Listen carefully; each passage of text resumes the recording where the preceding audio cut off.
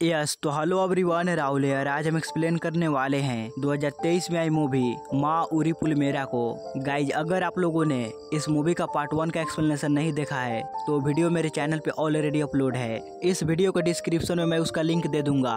पहले आप उस वीडियो को पूरा देख ले, उसके बाद ही इस मूवी का पार्ट 2 आप लोगों को समझ आएगा। क्योंकि इस मूवी का पहला पार्ट अगर आप लोगों ने नहीं देखा तो दूसरे पार्ट में आप लोगों को कुछ भी समझ नहीं आएगा। सो नाउ विदाउट वेस्टिंग चलिए आते हैं इस कहानी की मेन स्टोरी लाइन की तरफ। कहानी की शुरुआत वहीं से होती है जहां से इसका पहला पार्ट खत्म हुआ था, जहां पे कुमरैया और कविता अपने गांव से भागकर केरला आकर एक छोटे से होटल को चला रहे होते हैं। इसके बाद हम लोग कुमरैया की पत्नी लक्ष्मी को देख पाते हैं, जो कि काफी ज्यादा मायूस होती है। लक्ष्मी के पास इसका पड़ोसी बाल्या आता है। बाल्या एक माला पहना होता है। ये माला आप जितने दिन तक पहने रहोगे आपको पवित्र काम ही करना होगा। बाल्या हर वक्त दारू पीते रहता है, इसी वजह से इसकी पत्नी इसे माला पहनने के लिए बोली। बाल्या की फैमिली में प्रॉब्लम चलती रहती है, तो लक्ष्मी अपने गहने देकर बाल्या को कहती है कि तुम इसे बेचकर अपने कुछ कर्जे उतार लो। बाल्या की पत्नी रामलू किसी काम की वजह से दूसरे गांव गई होती है। इस गांव में एक नया एसआई आता है, रमेश, जो इस मूवी के पहले पार्ट में था। वो एसआई के पास आकर इसका स्वागत करता है, कहता है कि सर आप मेरा ध्यान रखिए और मैं आपका ध्यान रखूंगा। इस तरह से वो एसआई से दोस्ती करने की कोशिश करता है। पहले पार्ट में कुमरैया का भाई जंगा कुमरैया को ढूंढने के लिए गया ना, वो अभी तक वापस घर नहीं लौटा और काफी दिनों से अपने जॉब पे भी नहीं जा रहा। किसी को भी नहीं मालूम जंगा यानी कि जगैया कहाँ गया, यहाँ तक कि उसकी भाभी लक्ष्मी को भी नहीं। एसआई कांस्टेबल को कहता है कि अपना केस वापस लेने के बाद जगैया रमेश से काफी सारे पैसे लिए होगा और गाँव को छोड़कर भाग गया। ये बातें सुनने के बाद कांस्टेबल एसआई से कहता है कि सर जंगैया ऐसा आदमी नहीं है, मैं उसे काफी सालों से जानता हूँ, वो बहुत ही ईमानदार है। अगर वो कहीं पे गया है तो इसका मतलब वो कहीं ठोस सबूत की तलाश में गया है। उसके गायब होने के पीछे कोई राज जरूर होगा। तो अब एसआई जंगैया को ढूंढने की ठान लेता है। तो अब एसआई इस बारे में इंक्वायरी करने में लग जाता है। उसी वक्त हैदराबाद से एक पेरेंट्स आकर अपनी बेटी की मिसिंग कंप्लेन लिखवाते हैं। एसआई और कांस्टेबल लक्ष्मी के घर जाते हैं जंगैया के बारे में पूछने के लिए। लगता है कि जंगैया को मोटी रकम मिली होगी। क्या उसने तुम्हें पैसे नहीं दिया? कहाँ पे भाग गया वो? लक्ष्मी यही कहती है कि केस वित्ड्रॉ करने के बाद जंगैया कहाँ गया, क्या कर रहा है, इस बारे में मुझे कुछ भी मालूम नहीं। अब जंगैया के घर पे पुलिस को देखकर बाल्या आता है। तो एसआई कहता है जंगैया के मिसिंग केस में तुम दोनों क्राइम सस्पेक्ट हो, गांव छोड़कर तुम दोनों कहीं मत जाना। अब इसी गांव में एक बहुत ही पुरानी मंदिर होती है जो काफी सालों से बंद पड़ी होती है। और बात यह है कि यहाँ पर इस मंदिर के बाहर गांव का सरपंच मारा पड़ा होता है। इस बारे में जब पुलिस को मालूम पड़ती है तो उस एसआई को उन पेरेंट्स के बारे में याद आता है जो अपनी बेटी का मिसिंग कंप्लेन लिखवाने के लिए हैदराबाद से आए थे। अब उसके बारे में इंक्वायरी करने के लिए ये हैदराबाद जाता है। इसके बाद कहानी एक हफ्ते आगे शिफ्ट होती है। अब एक हफ्ते के बाद बाल्या अपने माला को निकलवाने के लिए केरला जाता है, क्योंकि वहीं पे ये सब होता है। बाल्या जब वहाँ पे जाता है तो शौकिंगली वहाँ कुमरैया को देखता है जो कहीं पे जा रहा होता है। तो बाल्या उसे फॉलो करने लगता है। रात होने तक बाल्या कुमरैया को फॉलो करता ही रहता है, मगर एक जगह आने पे बाल्या की नजरों से कुमरैया उजल हो जाता है। मगर कुमरैया को पहले से ही मालूम होता है कि बाल्या मेरा पीछा कर रहा है। तो बाल्या के सामने आकर इसे हालचाल पूछने लगता है। बाल्या कुमरैया को कहता है कि अरे कुमरी, तू यहाँ क्या कर रहा है? क्या तुमने कभी भी अपने परिवार के बारे में नहीं सोचा? आखिरकार तुम यहाँ पे कर क्या रहे हो? तो कुमरैया कहता है कि मैं यहाँ पे एक युद्ध कर रहा हूँ। दूसरी तरफ रमेश कुमरैया के बेटे को स्कूल से बाहर निकाल देता है, क्योंकि रमेश का मानना ये होता है कि कुमरैया की वजह से ही कविता मरी, वहीं ब्लैक मैजिक की वजह से। तो लक्ष्मी का बेटा लक्ष्मी के पास आकर वही सारी बातें बताता है कि रमेश ने मुझे स्कूल में पढ़ने नहीं दिया। ये जानकर लक्ष्मी और भी ज्यादा दुखी होने लगती है। दूसरे सीन में हम लोगों को प्रकाश नाम का आर्कोलॉजी डिपार्टमेंट का एक शख्स को दिखाया जाता है, जो थोड़ा बहुत रिसर्च कर देव पटेल नाम के शख्स के पास आकर एक मंदिर के बारे में बताता है कि वहाँ पे बहुत सारे खजाना हो सकते हैं। हमें इस बारे में जल्दी से गवर्नमेंट को बताना चाहिए। देव पटेल कहता है कि मुझे अच्छे से मालूम है कि किसे और कब बताना चाहिए। एक काम करो, तुम 2 महीने के लिए दुबई चले जाओ, वहाँ पे तुम ऐसो आराम करो, सारा खर्चा मेरा, इस प्रोजेक्ट को यहाँ पे मैं संभाल लूंगा। इसके बाद देव पटेल बाहर आकर अपने एक दोस्त के पास कॉल करे प्रकाश की फोटो भेजकर कहता है कि अगर ये दुबई गया तो तुम इसे वहीं खत्म कर दो। दूसरी तरफ ओएसआई उन पेरेंट्स के पास जाते हैं, कहते हैं कि आपकी बेटी तो हैदराबाद में है, यानी कि आपकी बेटी तो हैदराबाद से मिसिंग हुई, तो आप मेरे गांव आकर क्यों मिसिंग कंप्लेन लिखवाई? एक्चुअली उस लड़की की नाम होती है सिमरन। यहाँ पे हम लोगों को शॉक्ड कर देने वाली बात मालूम पड़ती है। पहले पार्ट में सरपंच की एक बेटी थी ना, याद है ना आपको, जो शहर से गाँव आई थी। वो लड़की सरपंच की बेटी नहीं बल्कि उस लड़की के माता पिता तो ये लोग हैं और उसी लड़की का नाम था सिमरन। और लास्ट टाइम सिमरन ने कुमरैया के ऑटो में बैठी थी रेलवे स्टेशन जाने के लिए। दूसरी तरफ कुमरैया जहाँ जहाँ पे जाता है तो बल्जा उसके पीछे पीछे जाता है। कुमरैया कुछ लोगों से मिलकर एक एड्रेस के बारे में मालूम करते रहता है और कुछ इन्फॉर्मेशन भी इकट्ठा करते रहता है। उसी तरह कुमरैया एक जंगल में जाकर अघोरा से इन्फॉर्मेशन लेता है। अब बल्जा को कुछ भी समझ नहीं आता कि कुमरैया किन किन लोगों से मिल रहा है, क्या इन्फॉर्मेशन इकट्ठा कर रहा है। अब रात होने के बाद कुमरैया और बल्जा एक जगह पे आते हैं और इस घने जंगल के बीच एक छोटा सा आश्रम होता है। इस आश्रम के अंदर स्वामी जी बैठे होते हैं। वो कुमरैया को बिना देखे कहते हैं कि बेटा तूने आने में देर कर दी। इसके बाद वो स्वामी जी कुमरैया के साथ कुछ पूजा पाठ वगैरह करने लगते हैं। ये स्वामी जी कुमरैया को कुछ सिखा रहे होते हैं। अब बल्जा रात भर यहीं पे बैठा रहता है। सुबह होने पे बल्जा कुमरैया से पूछता है कि आखिरकार तुम कर क्या रहे हो, तुम इतना जल्दी इतना कैसे बदल गए, क्या तुम्हें अपने बीबी बच्चे की याद नहीं आती। तो कुमरैया जो हुआ वो बल्जा को बताने लगता है। अब यहाँ से कहानी फ्लैशबैक में जाती है जहाँ पे कुमरैया को बार बार एक ही सपना आ रहा था। उस सपने में कुमरैया अपने गांव की वो बंद पड़ी मंदिर को देखता है, उस खजाने को देखता है, वहाँ कुछ सांपों को देखता है। अब कुमरैया को ये नहीं समझ आता कि हर दिन मुझे बार बार यही सपना क्यों आ रहा है। तो एक दिन कुमरैया उस मंदिर के पास जाता है। ये मंदिर तो काफी सालों से बंद पड़ी थी। यहाँ के भगवान के सामने हाथ जोड़कर कहता है कि भगवान आप हर दिन मेरे सपने में क्यों आ रहे हो, आप मुझे क्या कहना चाहते हो, मुझे कुछ भी समझ नहीं आ रहा, आप मुझे राह दिखा दीजिए। तभी वहाँ पे तेज हवाएं बहने लगती है और वो हवा कुमरैया को उस मंदिर की तरफ जाने का इशारा कर रही होती है। अब कुमरैया अपने ताऊ के पास जाकर इसके साथ जो हुआ उस वाकया के बारे में बताता है। साथ ही वो अपने सपने के बारे में बताता है कि मुझे बार बार वही सपने आते हैं। उसके ताऊ कहते हैं कि अरे बेटा वो सब नॉर्मल ख्वाब है, तुम उसी गांव में रहते हो ना, उसके आसपास से रोज जाते हो ना, तो ऐसे सपने आने आम बात है, तुम इस बारे में ज्यादा सोचो मत। लेकिन दूसरे दिन कुमरैया के ताऊ कुमरैया को अपने पास बुलाकर कुछ बातें बताने लगता है कि तुम्हें जो सपने आ रहे हैं वो ऐसे ही नहीं आ रहे, इसके पीछे एक रीजन है। दरअसल बहुत सालों पहले हमारे गांव पांडवा आकर विश्राम कर रहे थे, तो पांडवों को देखने के लिए भगवान श्री कृष्ण भी आए। रात होने की वजह से भगवान श्री कृष्ण यहीं पे विश्राम करे, ऐसी वाकया हिस्ट्री में है। इसके बाद काफी सालों के बाद एक राजा वहाँ पे एक मंदिर बनवाई और अपने सारे धन संपत्ति खजाने को वहीं छुपा दिया। मेरे फादर और तुम्हारे फादर को ऑलरेडी मालूम था कि उस मंदिर के नीचे खजाना है, लेकिन राजा ने अपने खजाने को सुरक्षित रखने के लिए नाग बंधन से बांध कर रखा है। उसी को तोड़ने के लिए तुम्हारे फादर और मेरे फादर ने काफी सारी कोशिशें की और इसी कोशिश में अपनी जान गंवा दी। मगर आज मुझे अब लगता है कि उस बंधन को सिर्फ तुम ही तोड़ सकते हो।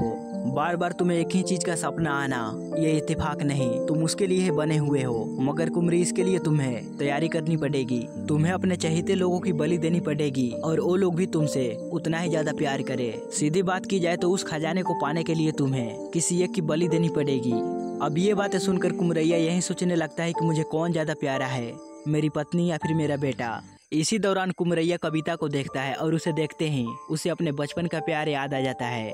पहले पार्ट में आप लोगों ने इनकी लव स्टोरी तो देखा ही होगा। एक दिन कुमरैया कविता से किसी मंदिर में मुलाकात करे, उसके हाल चाल के बारे में पूछने लगता है। उस वक्त कविता प्रेग्नेंट होती है, कहने लगती है कि मैं अपनी जिंदगी में बहुत ही ज्यादा खुश हूँ, मेरा पति मेरे बहुत ही अच्छे से ध्यान रखते हैं। कुमरैया पूछने लगता है कि कविता क्या तुमने मुझसे कभी प्यार किया था। कविता कहती है कि हाँ, स्कूल के दिनों में मैं तुमसे प्यार करती थी, मगर अब इन सब बातों से क्या कुमरी, अब तो हम दोनों की जिंदगी अलग अलग है। ये सुनकर कुमरैया बहुत ही ज्यादा खुश होता है कि कविता भी मुझसे प्यार करती है। इसके बाद एक दिन कुमरैया उस पुरानी मंदिर के अंदर जाकर वास्तु पूजा करने लगता है, क्योंकि बलि देने के लिए ये पहला स्टेप होता है। लेकिन उसी वक्त उसी मंदिर में सरपंच और उसकी बेटी मौजूद होते हैं, यानी कि उस वक्त कुमरी को मालूम नहीं होता कि वो लड़की सरपंच की बेटी नहीं है। कुमरी इन दोनों को मंदिर में देखकर ये समझ लेता है कि मंदिर के खजाने के बारे में सरपंच को भी मालूम पड़ गया है। तो अब कविता को बलि देने के लिए कुमरी एक जबरदस्त प्लानिंग करने लगता है। आप लोगों को याद है ना, इस मूवी के पहले पार्ट के शुरुआत में कुमरी ब्लैक मैजिक कर रहा था, तो उस रात कुमरी कविता और सिमरन के खिलाफ रेणुका अवतार किया था। ये होने के बाद सिमरन कुमरी के ऑटो में बैठकर रेलवे स्टेशन जाने लगी। इस सीन को आप लोग ध्यान में रखिएगा। इसके बाद कुमरी गांव के डॉक्टर को पैसे देकर कविता का मिस कैरेज करवा देता है। कविता कौन है आप लोगों को तो मालूम ही है, रमेश की बहन। ब्लैक मैजिक की वजह से कविता के शरीर में काफी सारे रेसेस आ चुके होते हैं, इसी की वजह से कविता की मौत हो जाती है। मगर असल में कविता की मौत उस रात नहीं हुई थी। उस रात कुमरी कविता की जगह सिमरन को रखकर कविता को हासिल कर लिया। सिमरन के भी चेहरे पे काफी सारे रेसेस थे, तो इस वजह से चेहरे पहचान में नहीं आई। कविता के फैमिली वाले सिमरन की लाश को कविता समझकर उसका अंतिम संस्कार कर दिया। इसके बाद कुमरी और उसका ताऊ कविता के साथ पूजा पाठ करने लगते हैं। यानी कि कुमरी ने कविता के खिलाफ ब्लैक मैजिक किया था ना, उसे हटाने लगता है। ये रिचुअल पूरी तरह संपन्न हो जाती है तो कुमरी का ताऊ कुमरी के पास आकर उसे कहते हैं कि कुमरी कल का पूजा और भी ज्यादा इम्पोर्टेंट है और वो पूजा अकेले तुम्हें ही करनी होगी। वो पूजा संपन्न होने के बाद तुम मेरा इंतजार रेलवे स्टेशन पे करना। मैं कविता को तुम्हारे पास ले आऊंगा रेलवे स्टेशन, कविता को वशीकरण कर। दूसरी रात कविता की फैमिली वाले सिमरन की डेथ बॉडी को जलाने के बाद थोड़ी देर के बाद वहाँ कुमरी आता है। उसके बाद क्या हुआ आप लोगों को मालूम है ना। कुछ ही समय बाद वहाँ रमेश आता है, इनके भी हाथापाई होती है। वही सब कुछ जो इसके पहले पार्ट में हुआ था। अब सुबह कुमरी रेलवे स्टेशन पहुंचता है, तभी वहाँ कुमरी का ताऊ कविता को लेकर आते हैं। ताऊ कुमरी के हाथ में एक ताबीज बांध कर एक लिक्विड देता है पीने के लिए, ताकि अगली पूजा में इसकी रक्षा हो। इसके बाद ताऊ कविता को सामने लाता है वशीकरण कर। फिलहाल कविता कुमरी से बहुत ही ज्यादा प्यार करती रहती है। ये अपनी फैमिली को पूरी तरह भूल चुकी होती है वशीकरण की वजह से। इस तरह से कुमरी कविता को लेकर केरला जाने लगता है, क्योंकि केरला में इन्हें एक और पूजा करनी है। यानी कुमरी को कविता की बलि केरला में ही देनी है। इसके बाद कहानी 6 महीने पहले शिफ्ट होती है, जहाँ पे आर्कोलॉजी डिपार्टमेंट में काम करने वाली एक लड़की देव पटेल नाम के शख्स के पास आकर उसे कुछ बातें बताने लगती है कि हमारे देश में अनंत पद्मनाभम स्वामी जी की मंदिर कितनी ज्यादा फेमस है, काफी सारे लोग जानते हैं। कुछ लोगों का मानना यह है कि उस मंदिर के नीचे बहुत बड़ी मात्रा में खजाना छुपा हुआ है। अब जमीन के अंदर काफी सारे खजाना होने की वजह से वहाँ की मिट्टी में बदलाव आने लगे, वहाँ पे अजीब अजीब से पेड़ उगने लगे। ऐसा ही कुछ जास्तपली गांव के आसपास देखा गया, जहाँ पे वो पुरानी मंदिर है ना। ये लड़की देव पटेल से कहने लगती है कि मेरे रिसर्च में ये मालूम पड़ी कि उस मंदिर के नीचे काफी सारा खजाना छुपा हुआ है, जिनकी वैल्यू करोड़ों में है। ये जानने के बाद देव पटेल वहाँ के सरपंच को अपने पास बुलाकर उसे पूछता है कि तुम्हारे गांव के मंदिर को क्यों बंद कर दिया गया। तो सरपंच बताता है कि उस मंदिर के अंदर कृष्ण भगवान की एक मूर्ति है जो कि एक पैर पे खड़ी है। इससे हम लोगों ने अब शगुन मानकर उस मंदिर को बंद कर दिया। वो काफी सालों से बंद पड़ा है वो मंदिर। देव पटेल कहता है कि मेरे आदमी उस मंदिर के अंदर जाकर रिसर्च करना चाहते हैं, मैं इसके लिए तुम्हें 5 करोड़ रुपए दूंगा। तो सरपंच इसके लिए मान जाता है। इसके कुछ दिनों के बाद सिमरन जास्तपली के गाँव में आती है। सरपंच गांव में ये बातें फैला देता है कि मेरी बेटी सिमरन शहर से गांव आई है। इसके बाद सरपंच सिमरन को लेकर उस मंदिर के अंदर जाता है। तो यहाँ पे सिमरन रिसर्च करती है तो मालूम पड़ता है कि हाँ, इस मंदिर के अंदर खजाना हो सकता है। उसी वक्त कुमरी इन दोनों को एक साथ मंदिर में देख लेता है। अगले दिन सिमरन के शरीर में काफी सारे रेसेस आने लगते हैं, तो सरपंच शहर जाने लगता है डॉक्टर को बुलाने के लिए। तभी उसका एक्सीडेंट हो जाता है और इस सीन को हम लोगों ने इस मूवी के पार्ट 1 में देखा था। तो उसी रात सिमरन हैदराबाद जाने के लिए कुमरैया के ऑटो में बैठकर रेलवे स्टेशन जाती है। अब गांव का पहला सरपंच मरने के बाद देव पटेल गांव के दूसरे सरपंच के पास जाता है और उसके पास भी यही ऑफर रखता है कि हमें उस मंदिर के अंदर जाना है, इसके बदले मैं तुम्हें 5 करोड़ रुपए दूंगा। लेकिन कुछ दिनों के बाद वही सरपंच मर जाता है उस मंदिर के बाहर। यही सीन हम लोगों को इस मूवी के स्टार्टिंग में दिखाया गया था। अब कहानी प्रेजेंट टाइम में आती है, जहाँ पर बल्ला कुमरैया से पूछता है कि तुमने कविता की बलि देने के लिए उसे बचाया, उसे बलि देने के लिए यहाँ पर लेकर आया, क्या तू उसे यहाँ लाकर मारना चाहता है। कुमरैया कहता है उसे मारने के लिए नहीं, बल्कि मैंने उसे कब का मार चुका। 2 दिन पहले कुमरैया कविता का गला काटकर उसके खून को इकट्ठा कर एक बर्तन में रखकर कहीं पे ले जाकर उस खून के साथ पूजा पाठ करने लगा। मतलब कि वो उस खून को पीने लगा, अपने शरीर में लगाने लगा, उसी खून से वो नहाने भी लगा। उसी वक्त यहाँ पे वो एसआई आता है कुमरैया को ढूंढते हुए। एसआई कुमरैया को कहता है कुमरी तुम्हारा खेल खत्म, अब तुम मेरे साथ चलो अपने गाँव। लेकिन कुमरैया जाने से मना करने लगता है, जिसके बाद एसआई और कुमरैया के बीच लड़ाई कुटाई शुरू हो जाती है। कुमरी कहता है कि सर मुझे मत रोकिए, मैं एक अच्छा काम कर रहा हूँ, बहुत मेहनत मशक्कत कर मंत्र विद्याएं सीखे, मैं ही वो शख्स हूँ जो नाग बंधन को तोड़ सकता हूँ। और एसआई को पहले से ही मालूम होता है कि उस मंदिर के नीचे बहुत ही ज्यादा मात्रा में खजाना है। अब इसी बातों ही बातों में कुमरैया उस पहाड़ी से नीचे गिर जाता है। जब तक एसआई और बल्ला नीचे आकर देखते तब तक कुमरैया यहाँ से गायब होता है। यानी कि कुमरैया मारा नहीं होता, वो यहाँ से भाग गया होता है। अगले दिन बल्ला एसआई से पूछता है कि सर आपको कैसे मालूम पड़ा कि मैं यहाँ हूँ। एसआई कहता है कि मैंने तुम्हारे फोन को ट्रैक किया, उसी की वजह से यहाँ पे पहुँचा, क्योंकि मुझे पहले से ही मालूम था कि कुमरी तुझसे जरूर मिलेगा। और बल्जी तुम ध्यान से मेरी बात सुनो, मैं तुम्हें एक शॉकिंग बात बताने वाला हूँ। कुमरैया ने यहाँ पे लाकर कविता को नहीं बल्कि उसने तुम्हारी बीबी को मारा, रामलू को। बात यही कि उस रात कुमरैया और उसका ताऊ कविता के शरीर से रेणुका अवतार हटा रहे थे, यानी कि उसे बचा रहे थे। तो थोड़ी सी डिस्टर्ब की वजह से कुमरैया मंत्र बोलना बंद कर देता है, जिस वजह से कुछ ही सेकंड में कविता वहीं मर जाती है। कुमरैया और ताऊ के बीच में यहाँ पे एक पर्दा होता है। कुमरैया का ताऊ उसे नहीं बताता कि कविता मर गई है। कुमरैया तो बस अपनी आंखें बंद कर मंत्र पढ़ते ही रहता है। थोड़ी देर के बाद उसका ताऊ उसके पास आकर उसे ये बातें बताता है कि कुमरी ये पूजा सफल हुई, तुम्हें एक और पूजा कल करनी है कब्रिस्तान में। और पूजा खत्म होने के बाद तुम मेरा रेलवे स्टेशन पे इंतजार करना, मैं कविता को तुम्हारे पास लेकर आऊंगा। अब कुमरी के यहाँ से जाने के बाद उसका ताऊ एक और रिचुअल करने लगता है, कविता की बाल लेकर उसकी खाल लेकर। तभी वहाँ पे रामलू आती है। दरअसल रामलू कुमरी के ताऊ की भांजी होती है। कुमरी का ताऊ कहता है कि अब मुझे तुम्हारा वादा पूरा करने का समय आ गया, तुम्हें जो चाहिए वो अब मिलने वाला है। तुम कल मेरे साथ रेलवे स्टेशन पे चलना, वो जैसा कहेगा वैसा ही तुम करना। उसी तरह ताऊ एक रिचुअल कर एक पानी इकट्ठा करता है और कहता है कि तुम हर दिन ये पानी तुम कुमरी को पिलाना। तो दूसरे दिन भी कुमरी के ताऊ ने रेलवे स्टेशन पे कुमरी को एक लिक्विड दिया था पीने के लिए। वो लिक्विड यही पानी था। इस लिक्विड को पीने के बाद कुमरी को रामुला के जगह कविता दिखाई देने लगती है, क्योंकि ये लिक्विड कविता के ही शरीर से बनी होती है। अब कुमरैया रामुला का तो कविता समझ रहा था, तो मौका देकर कविता को मारकर अपना रिचुअल करने लगता है, यानी कि वो असल में कविता को नहीं बल्कि रामुला को मारा होता है। अब ये सच्चाई जानकर बाल्या तो पूरी तरह शौक में रह जाता है। वो एसआई से पूछता है कि सर, रामुला और कुमरैया का क्या रिलेशनशिप है। दरअसल रामुलू का जब जन्म हुआ तो उसकी मां मर गई, उसकी दिमागी हालत ठीक नहीं थी। कुमरी का ताऊ रामुलू का इलाज मेंटल हॉस्पिटल में करवा रहा था। बचपन में ही रामुला जब कुमरैया को देखी तो उसे प्यार करने लगी बचपन से ही। एक दिन रामुला अपने हाथ की नस को काट ली। वो अपने ताऊ को बोली कि मुझे कुमरैया को देखना है, आप उसे मेरे पास लेकर आइए। तो उस वक्त कुमरी का ताऊ रामुलू से वादा करता है कि कुमरी से तुम्हें मिलवाना ये मेरी जिम्मेदारी है, बस तुम बेटी सब्र रखो। लेकिन 10 साल के बाद कुमरी लक्ष्मी से शादी कर ली। ये देखकर रामुलू पूरी तरह बिखर गई, वो अपने आप को चोट पहुंचाने लगी। मगर दोबारा से कुमरी का ताऊ रामुलू से वादा करता है कि कुमरी से तुम्हें मिलाने का जिम्मेदारी मेरी। इसके कुछ दिनों के बाद ताऊ बाल्या से कुमरी की शादी करवा देता है, ताकि रामुलू हर दिन कुमरी को अपने पास देख सके। अब उस एसआई ने जंगैया की केस का भी इन्वेस्टिगेशन कर रहा था ना। अब वो एसआई जंगैया की केस का इन्वेस्टिगेशन कर रहा था ना।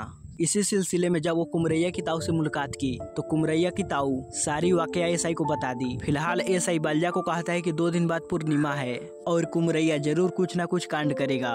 अब 2 दिनों के बाद कुमरैया वापस अपने गांव आता है। वो पुरानी मंदिर में जाता है और वहां पे एक अच्छी सी जगह को ढूंढ कर वहां पूजा पाठ करने लगता है। मतलब कि मंदिर के अंदर जो नाग बंधन है ना, वो उसे तोड़ने लगता है और सारे सांप इसके इर्द गिर्द घूमने लगते हैं। अब ये पूजा खत्म करने के बाद कुमरैया उस मंदिर के अंदर जाकर जगह जगह पे ढूंढने लगता है कि वो खजाना किधर है। तो कुमरैया को इस मंदिर के अंदर कुछ क्लू मिलने लगते हैं। उसी रात कुमरैया अपनी पत्नी लक्ष्मी के पास आता है। लक्ष्मी अपने पति को देखकर काफी ज्यादा खुश होती है कि इतने दिनों के बाद आखिरकार मेरे पति मेरे पास वापस लौट ही आए। बहुत ही प्यार से अपने पति को खाना परोसती है और कविता के बारे में पूछने लगती है कि क्या तुम अब मुझसे भी ज्यादा कविता से प्यार करने लगे हो। यानी कि लक्ष्मी को सारी सच मालूम होती है, वो भी कुमरैया की ताऊ से। एक दिन लक्ष्मी कुमरैया के ताऊ के पास जाकर कुमरैया के बारे में पूछने लगती है। कुमरैया का ताऊ सब कुछ बता देता है। लक्ष्मी कहती है किसी का जान लेना तो बहुत बड़ा पाप है। तो कुमरैया का ताऊ कहता है जान लेना पाप है मगर बलि देना कोई पाप नहीं है। कुमरी कविता के साथ वही किया। उसी वक्त लक्ष्मी खाने में जहर मिलाकर कुमरी के ताऊ को मार डाला।